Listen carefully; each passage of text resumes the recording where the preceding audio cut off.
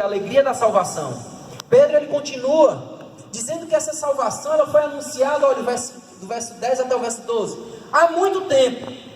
Versículo 10 diz o seguinte: da qual salvação inquiriram e trataram diligentemente os profetas que profetizaram da graça que vos foi dada, indagando em que tempo ou em que ocasião de tempo o Espírito de Cristo que estava neles indicava, anteriormente testificado, os sofrimentos que a Cristo haviam de vir, e a glória que se lhes havia de seguir, aos quais foi revelado que não para si mesmos, mas para nós, eles ministravam essas coisas que agora vos foram anunciadas por aqueles que, pelo Espírito Santo enviado do céu, vos pregaram o Evangelho, para as quais coisas os anjos desejaram bem atentar.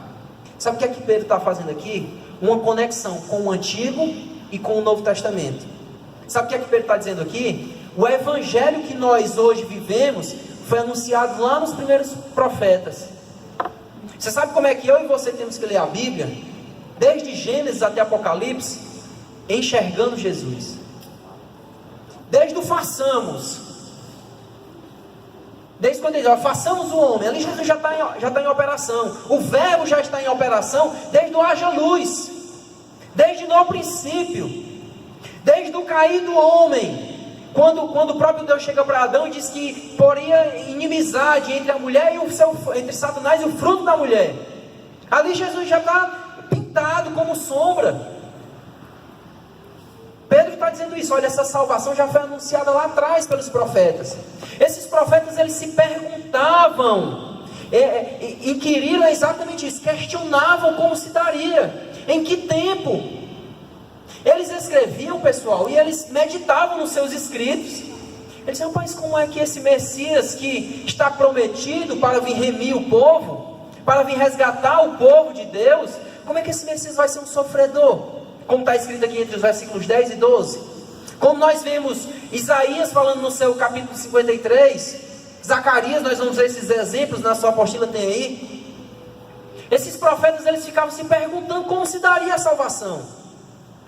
Eles simplesmente não escreviam e deixavam para lá, não. Eles ficavam se perguntando em que tempo oportuno demonstraria, chegaria o tempo da salvação da humanidade. Sabe, irmão, tem coisas que a nossa geração ela não aprendeu ainda a lidar. E parece que a gente tem rejeição devido a esse ritmo de vida desenfreado que a gente vive, muito acelerado. Parece que a gente não tem mais paciência. Mas esses profetas, eles profetizaram coisas que a geração deles não alcançaram. Tem promessa de Deus, irmãos, que a gente recebe, que aconteça no mesmo dia. Porque senão já passou. Não vale. Sabe o que é que eu aprendo aqui também? Que a nossa geração, pessoal, a nossa geração precisa e tem que proclamar bênçãos para gerações futuras. E eu não sei se a gente está querendo isso não, porque nós somos a geração do agora e já. Nós queremos a bênção para nós mesmos. Mas que tipo de igreja nós estamos construindo para os nossos filhos? Para a próxima geração? Que tipo de igreja, que tipo de ensinamento nós estamos deixando? Porque cada vez mais a libertinagem está entrando na igreja.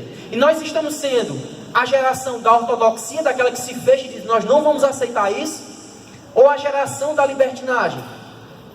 De dizer, não, rapaz, é porque é outro contexto e nós temos que aqui colocar a Bíblia em uma balança e medir o que foi para ontem e o que é para hoje. Não, irmãos. Os princípios bíblicos são os mesmos. Eu estou aqui fazendo um paralelo que parece não ter nada a ver.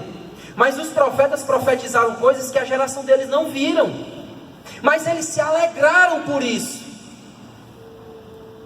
Eles se sentiram privilegiados em anunciar o Messias. O que é que a nossa geração tem proclamado? O que é que a nossa geração tem ensinado?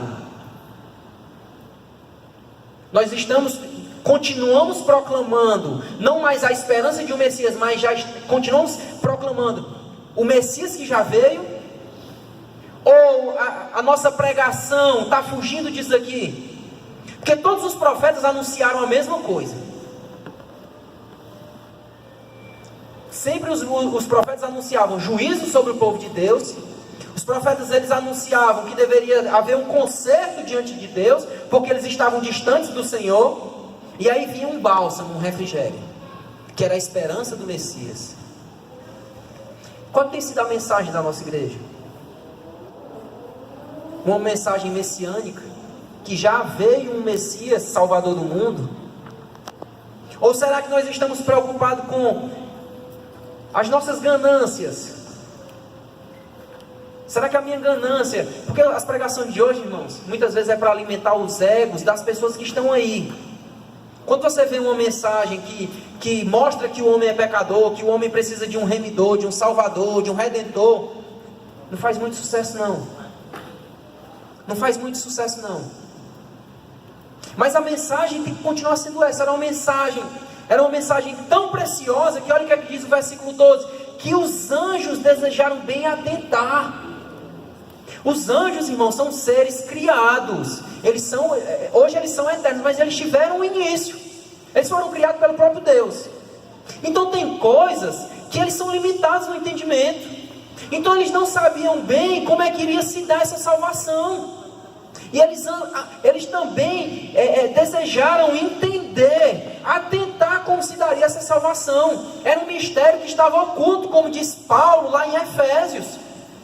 O mistério da igreja, do povo de Deus, da salvação aos gentios, era um mistério que estava oculto.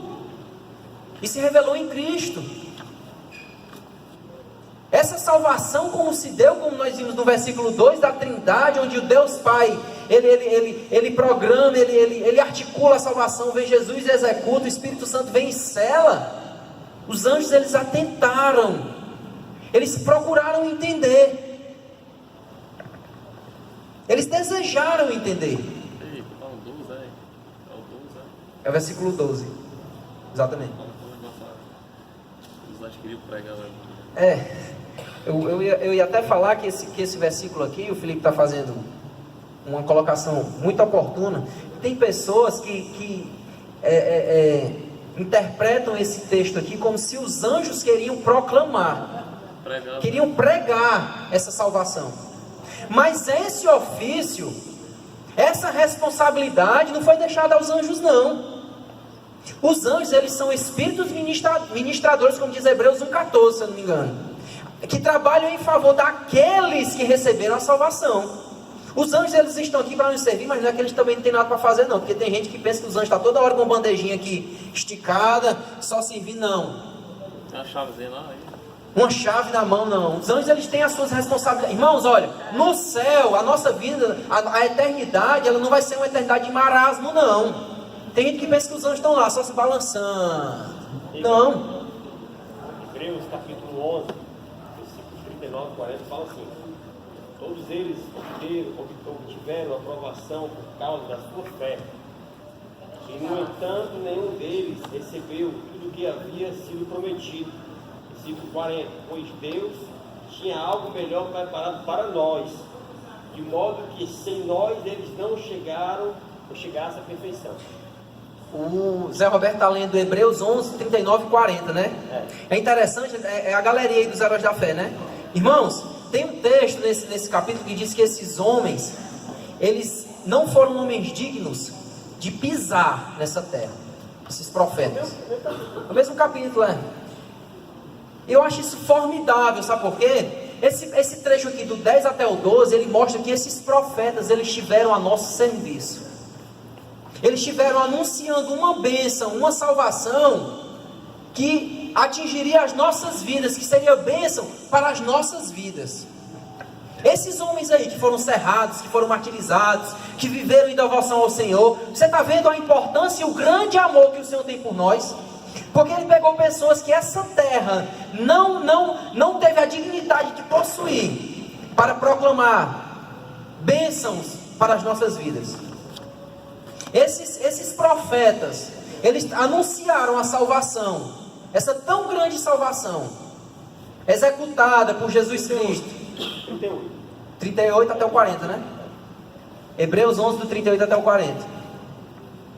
Esses profetas, eles anunciaram uma tão grande salvação em favor de mim e de você. Salvação essa que os anjos, eles anelaram, eles desejaram entender. É interessante que esse desejaram, anelaram que tem na sua Bíblia, é como se, no grego é como se desse um sentido de espiar por cima do muro. É como se eles tivessem todo tempo assim, rapaz, o que é que está acontecendo? Como é que vai acontecer isso aí? Como é, Felipe? Entender a graça. Entender, eles procuravam entender. Sabe aquela coisa que está acontecendo assim? Aí, rapaz, eu não estou entendendo que fim isso aí vai dar, não. Mas eu acho que vai ser um final proveitoso. O que os anjos estavam fazendo era só olhando, sem entender como iria acontecer.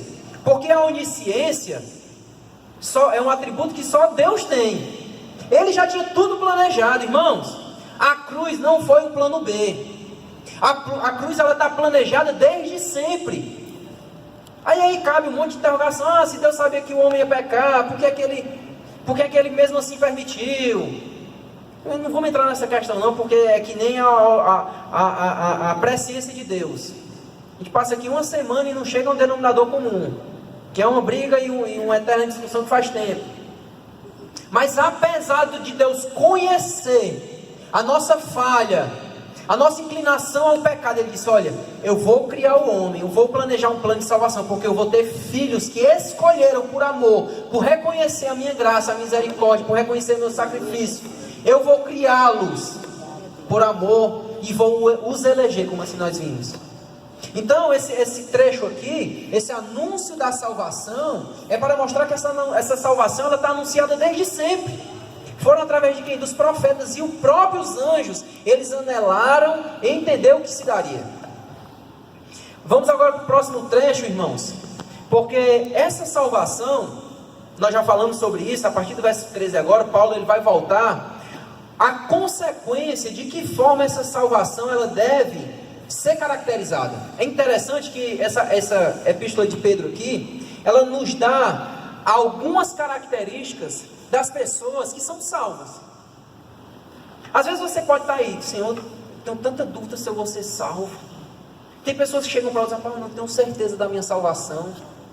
Como é que eu sei se eu sou salvo? Como é que eu posso ter a certeza disso? Primeiro que a minha salvação e a sua não está na sua mão, mas através das características, do fruto, da regeneração que nós produzimos, nós temos a característica se somos salvos ou não. E a partir desse versículo 13 até o 25, é um trecho grande aqui, mas nós vamos ler. Nós vamos ver que Pedro ele dá algumas diretrizes para nós entendermos e compreendermos quem é salvo e quem não é. 1 Pedro 1,13 diz assim, olha: portanto, cingindo os vossos lombos, do vosso entendimento, sede sóbrios e esperai inteiramente na graça que se ofereceu na revelação de Jesus Cristo, como filhos obedientes, não vos conformando com as concupiscências que antes havia em vossa ignorância, mas como é santo aquele que vos chamou, sede vós também santos em toda a vossa maneira de viver, porquanto está escrito, sede santos, porque eu sou santo. E se invocais por Pai aquele que sem acepção de pessoas julga, segundo a obra de cada um, andai em temor durante o tempo da vossa peregrinação, sabendo que não foi por coisas corruptíveis, como prata ou ouro, que fostes resgatadas da vossa vã maneira de viver, por tradição que recebeste dos vossos pais, mas com o precioso sangue de Jesus Cristo, como de um cordeiro imaculado e incontaminado, o qual na verdade em outro tempo foi conhecido, ainda antes da fundação do mundo, mas manifesto nesses últimos tempos por amor de vós.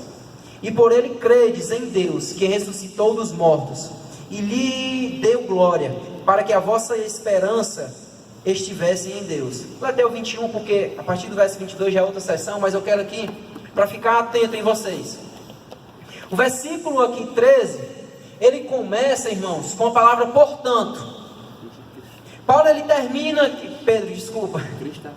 Pedro, ele termina aqui um raciocínio. Ele fala da salvação que foi pensada, foi planejada desde o começo. Ele fala como foi executada essa salvação. Ele fala que nós somos eleitos. E porque nós somos eleitos, nós devemos nos alegrar no Senhor. Ele fala que essa salvação foi proclamada desde sempre. E devemos estar alegres por isso. E devido a essa salvação, ele vem e diz: portanto, dessa forma, olha como nós devemos viver: cingindo os vossos lombos do vosso entendimento. Cingindo, irmão, é uma palavra que não é usual no nosso vocabulário. Mas para essas pessoas que estavam aqui lendo, eles entendiam perfeitamente. A roupa dessas pessoas eram, assim, umas roupas esvoaçantes, era como se fosse uma bata, sabe aquela bata do batismo? Que é bem grande. Era uma roupa esvoaçante. E tinha um cinto que era amarrado no meio. Esse cinto ele cingia, ele prendia as pontas, a ponto de não deixar essa roupa ficar esvoaçante, atrapalhar nas atividades que essas pessoas tinham que fazer. Fosse caminhar no deserto, fosse trabalhar, fosse ir para uma guerra. Aí sabe o que é que Paulo diz assim, ó? Cinjam o vosso entendimento, preparem o vosso entendimento, não deixe que nada atrapalhe, que ele esteja cingido, que não fique nada esvoaçante, que nada atrapalhe o raciocínio de vocês. A boa mente, cingindo o vosso lombo do vosso entendimento. Não deixe que nada atrapalhe. Vocês têm que viver de forma sóbria. Se vocês foram alcançados por essa salvação, quer saber se você é sábio, se você é salvo? Através do entendimento de vocês têm que viver de forma sóbria. Vocês não podem deixar que nada atrapalhe vocês. Essa sobriedade aqui é diretamente ligado a qualquer tipo de entorpecente. Nós não podemos viver de forma que nada tire a nossa atenção da salvação que nos foi concedida.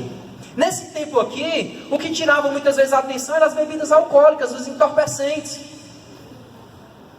O nosso entorpecente hoje está na mão do Elias aqui me filmando. É o nosso celular. Tem tirado a nossa atenção, rapaz. Tem nos feito viver no mundo das nuvens, esquecendo das coisas que são prioritárias em nossas vidas. É uma coisa que tem feito as nossas vestes espirituais estarem esvoaçantes, a ponto de eu ter que ficar segurando uma ponta aqui, outra ponta ali, para que eu não venha tropeçar. A roupa esvoaçante fazia a pessoa tropeçar na hora da guerra, na hora do combate, não dava agilidade. A vida espiritual é uma constante guerra espiritual. Se a nossa roupa espiritual não estiver cingida, se o nosso entendimento não estiver fixado de forma sóbria no autor e consumador das nossas vidas, nós cairemos. Quer saber se é salvo? Aonde está a tua prioridade? Ou você tem vivido de forma entorpecida? O que tem tirado a tua concentração? Devemos esperar inteiramente na graça daquele que ele se ofereceu por nós. Como eu disse, a salvação não está na minha vida nem na sua vida. Sabe em que é que eu me apego à salvação? Através da graça do Senhor. Porque eu não produzo obras dignas de salvação. Não tem nada que eu faça que me torne cheio de virtudes para a salvação. Eu devo viver de forma sóbria, esperando inteiramente na graça daquele que se ofereceu. Quer saber se você é salvo? Vivam de forma obediente, como diz o versículo 14. Pedro aqui está dizendo o seguinte, olha, como filhos obedientes.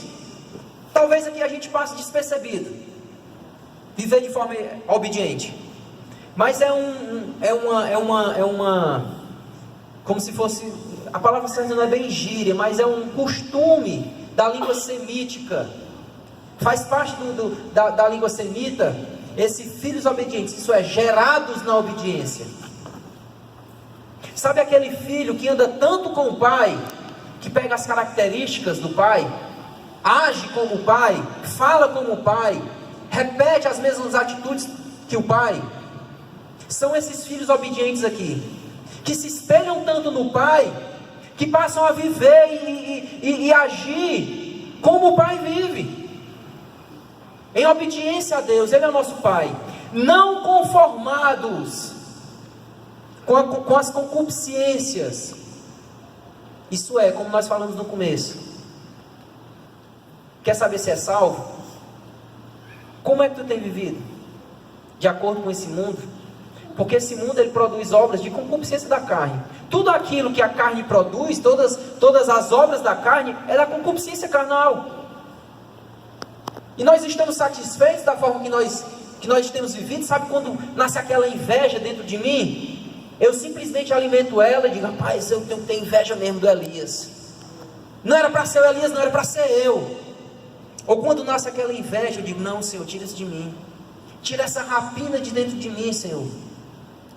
Quando vem aquela vontade de pecar, de produzir, de dizer sim à concupiscência, eu tenho me conformado ou eu tenho dito não? Então, como filhos obedientes que não se conformam com as concupiscências que antes havia na vossa vã ignorância, quando nós não entendíamos, nós praticávamos isso tudo de forma normal. Éramos ignorantes, nós não tínhamos noção de que o pecado nos gerava, o pecado gera morte. Quer saber se é salvo? Você é obediente às vontades do Pai? Você não tem se conformado com as vontades da concupiscência da carne? Diferente de quando nós vivemos na ignorância. Aí no verso 15, ele vai dizer: olha, porque da mesma forma que Deus é santo, como é santo aquele que vos chamou, sede vós também santos na vossa maneira de viver. Santidade aqui, pessoal, é um atributo que só Deus tem. Hagios no grego. Nenhum outro Deus tem essa perfeição moral. Nenhum outro Deus tem essa perfeição de não haver nele dolo, erro, culpa, como no nosso Deus. Você sabe qual é o nosso parâmetro de santidade? Jesus. Tem uma historinha que eu achei interessante no livro que eu estava lendo. É um livro... Ele escolheu os escravos, se eu não me engano. E ele fazia uma analogia interessante. Diz que tinha um porco fora da pocilga, e o porco todo limpinho, o dono dele tinha acabado de fazer a limpeza nele, ele estava todo limpinho fora da lama. Ele olhava para os porcos dentro da lama e dizia assim: olha aí, rapaz, esses porcos se deleitando na lama, uma lama fedorenta, imunda. Como esses porcos gostam de estar nesse ambiente. Agora eu não, estou aqui todo limpinho. Mal ele sabe que daqui a pouco ele vai estar lá também. Ele não deixou de ser porco em nenhum momento. Então o parâmetro dele de limpeza, comparado a nós seres humanos, o porco continua sujo, independente dele estar limpo, dele ter acabado de ter sido banhado. Mas o parâmetro dele ele continua porco. Assim como nós, às vezes a gente vê, vocês olham e dizem: rapaz, o Ícaro é um pecador. Como é que ele tem essa inclinação da carne? Eu não tenho. Talvez você seja limpo nesse aspecto, mas em outro você é pecador. Você não deixa de ser um pecador como o Ícaro é. Mas ao olharmos para o Senhor, ao olharmos para Jesus, nós vamos dizer: rapaz, eu tenho que ser santo, como Ele que me gerou é santo, porque Ele sim é o meu padrão de santidade. Às vezes nós nos sentimos um pouquinho mais limpos do que os outros, mas somos tão sujos quanto os outros. Nós não podemos esquecer isso. Lamaçal de pecado nós vivemos. Oi, Lucas, eu vou comer água. É muito pertinente dentro do evangelismo, quando a gente está conversando com algumas pessoas, fala sobre salvação, a gente fala assim: só Deus sabe, né? Só Deus sabe. Uma vez que a gente estava num bar, estava evangelizando, aí a pessoa falou: só Deus sabe quem vai ser salvo. Sério, irmão, tem razão. Agora, quem tem mais chance de obter a salvação? Um pedófilo que agora está estuprando uma criança, ou um desses irmãos que estão aqui levando a palavra de Deus? Isso baixou a cabeça, deixou o seu copo do lado, parou de beber na hora. Eu não sei se a palavra certa é virtude, mas a diferença é que dentro do plano da salvação nós já estamos naquele estágio ali do meio, da santificação, né? Nós já fomos regenerados, né? Então o que nós temos que mostrar para essas pessoas é isso. A salvação, ela se dá de 3 formas. Nós somos justificados, isso é, nós somos livres da culpa do pecado. Quando Deus olha para nós como o justo juiz que Ele é, o sacrifício de Cristo nos justifica, Ele nos torna. Ele vê Cristo, Ele não nos vê. Ele nos justifica. Esse é o primeiro aspecto da salvação. Nós fomos salvos. Continuamos salvos no processo da santificação.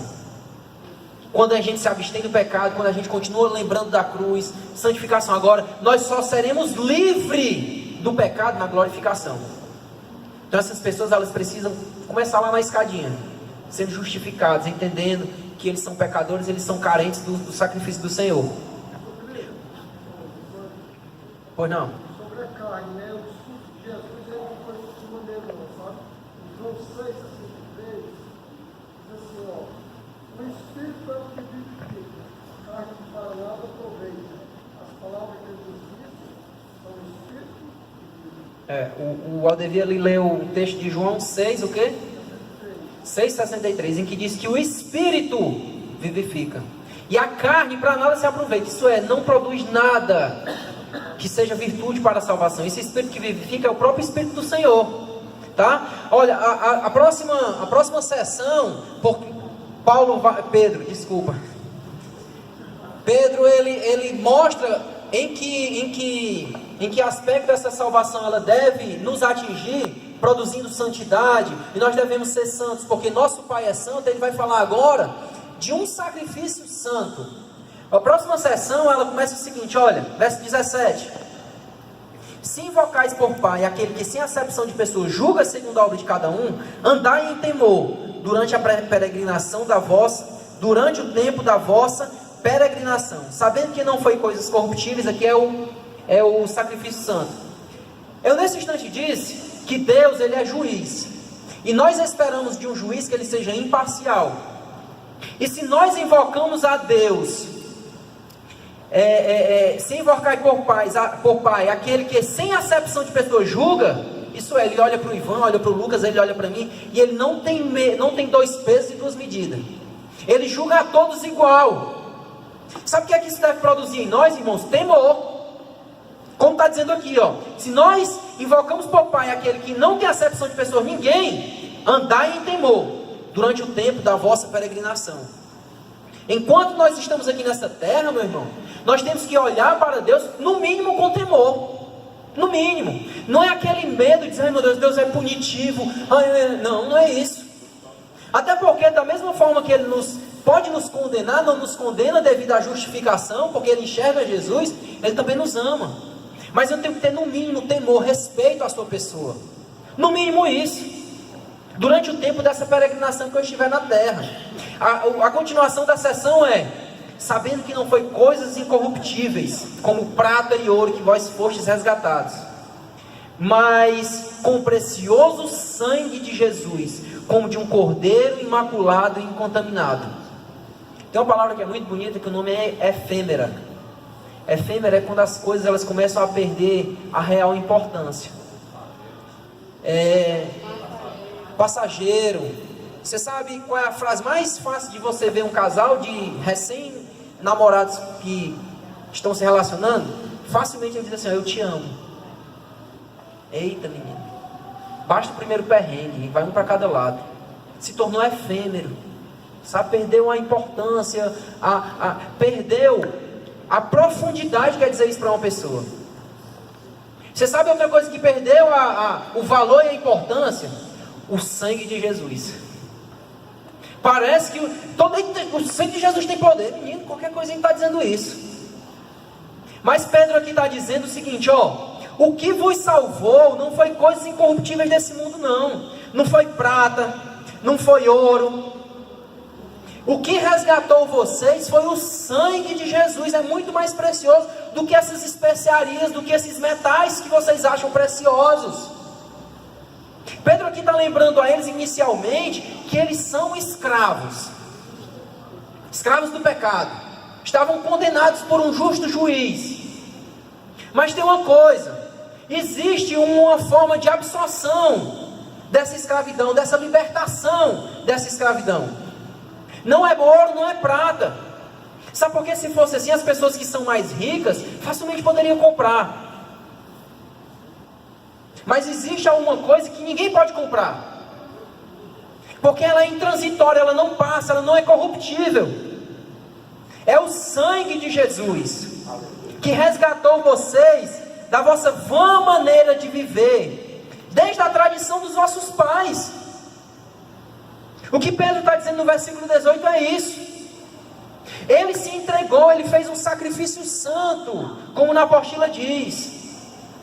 Ele fez um sacrifício santo. E esse sacrifício, ele já foi planejado desde outro tempo, desde a fundação do mundo. Mas ele foi manifestado agora. Essa salvação